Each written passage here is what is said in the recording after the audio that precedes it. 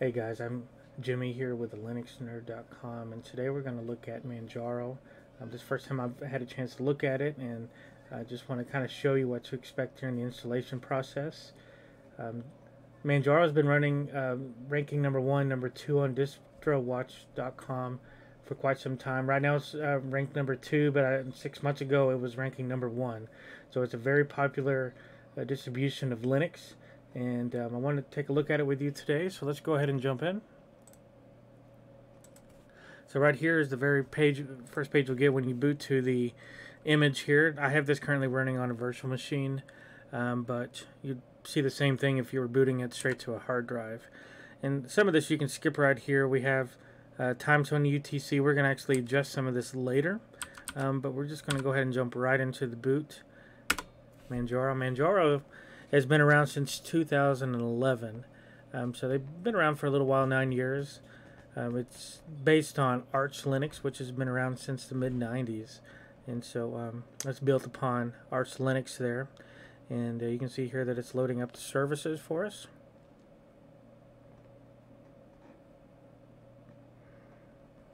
Now, there's a couple options you have when you decide to try this out for yourself. Virtual machine, if you just want to play around with it and get a feel, is the best thing to do, really, because you can spin up a virtual machine, delete it right after without much hassle at all. Now, if you're going to install this directly to the hard drive, you have a couple options. A USB drive is the most ideal nowadays. Most motherboards will allow you to boot directly to the USB stick there, and you can just load the image up with that. There's a certain way, and I'll have a video later on how to do that. It's quite simple. The more traditional way is to load it on a CD, and with a CD you would have the option to boot to the CD, and you can load this right up. Some of the more advanced way is to load it off the network. Now that would usually be for a corporate environment that you would use, and be able to load up multiple images on new machines there. So here what you're going to see is KDE Linux coming up.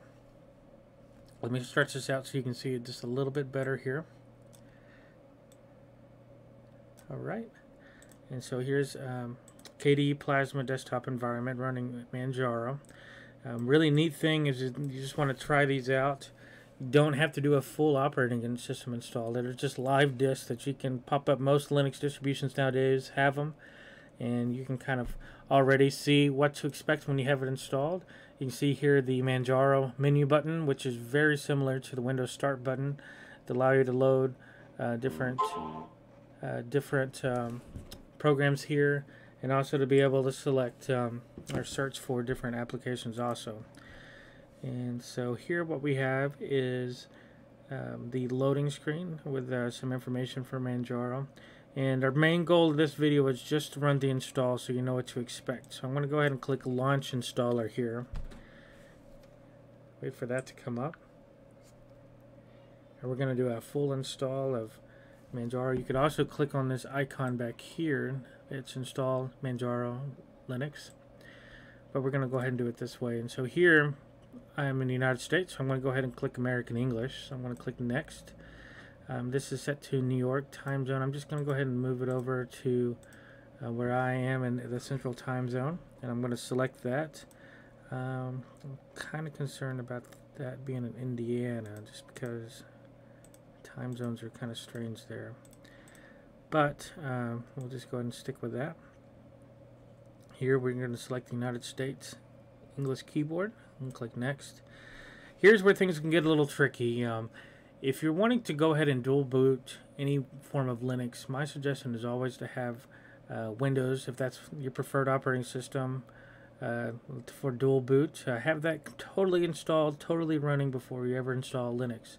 You can install Linux first and then Windows on top of it, but you're probably going to run into a lot of issues because the Windows boot manager is going to interfere with Grub, which is the Linux boot manager. So I'd highly suggest get Windows up and running. Once that's fully ready, then you can go ahead and install Linux and just use Grub. It'll come by default. There's some easy settings. You won't see that on this install necessarily, but in future videos we may address that issue. But here, so this is VMware, as you can tell right here from my virtual machine. I have 8 gigs allocated to the virtual machine, And I'm just going to go ahead and just erase the disk. There's not really anything on there to be concerned about anyways. So I'm going to select that and I'm going to click Next. Then you'll fill out the username that you want and the name of the system that is going to be used. I'm just going to do the linuxnerd.com. Down here to log in, it's going to be the Linux Nerd. The name of this is going to be the Linux Nerd-Manjaro. And after you have that set, you would go ahead and type in a password. I'll just put a simple password that I'll remember right there. And since this is just for me and nobody else is going to use, I'm going to go ahead and select login automatically without asking for password. That's not very secure, but nobody else is going to mess with this in my home, so it's not that big a deal. And it's on a virtual machine, so it's not going to be running all the time anyways. I would recommend not doing that if other people have access to it, or you're going to have running full time where somebody might be able to break into it. And so we're just going to go ahead and use that same password here again. Security is not a big concern.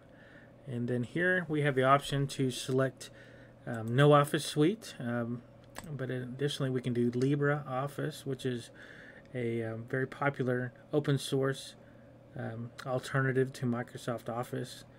And there's also FreeOffice. Out of the two, I think I'm just going to click LibreOffice. I have more familiarity with that one, and I'm going to click Next. And this is just a review of everything we have selected so far. So I'm going to go ahead and hit install, and I'll probably speed this up and tell you about how long it took. So I'm going to go ahead and start that install right now, and I'll be back as soon as it's done. I just want to add that during the install, the Manjaro does support several different desktop environments. KFCE is one very popular desktop environment that's been around for some time. You'll see the one that I'll be using is KDE, and also mentioned was GNOME. Now, GNOME has been getting a lot of flack lately because their interface has moved to like a mobile type environment, not the traditional desktop environment. And so a lot of people are starting to move away from GNOME 3, and that's been a lot of branches off the old GNOME 2 because of that. But today we're just going to use KDE Plasma as our desktop environment, and I'll get back with you and when it's done. Alright, it's all done here. Took about 9 minutes from start to finish. Really good considering that I was only allocating 2 cores of my processor for the virtual machine, only allowing 2 gigs of RAM, and it's an old-fashioned hard drive that I've had for many years that this was installed on.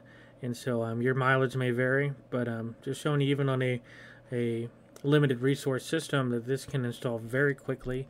And now I'm going to show you how it is. Once you get done, we're going to start the restart process and see how this comes back up. So I'm going to go ahead and initiate the restart. You can see that it's starting to shut down the services here. Alright, starting to boot back up.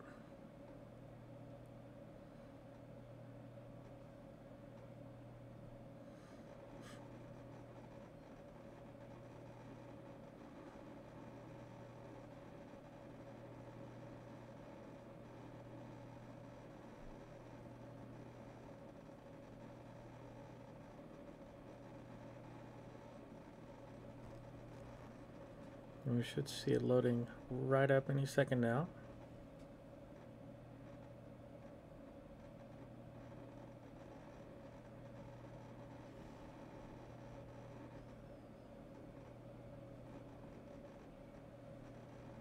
And I told it to go ahead and log us right in, so I expected it just to load straight up to the desktop here in just a few seconds.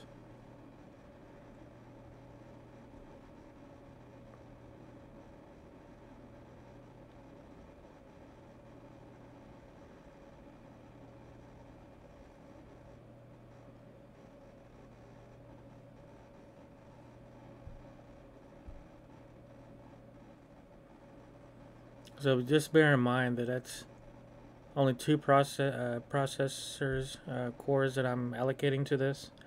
Only 2 gigs of RAM on a traditional hard drive, and it's been less than 15 minutes from start to finish.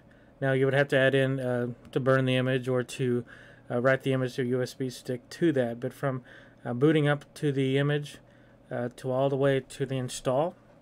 Less than 15 minutes, and we have a fully operational version of Manjaro ready to go here. And on the next video, we're going to take a look at some of the default programs and just see what Manjaro has to offer. And so, thank you for your time. Hey nerds, you can check out my website or click on this video to learn more about Linux. Make sure you hit that like button, comment, and subscribe. And don't stop being nerdy. Thank you.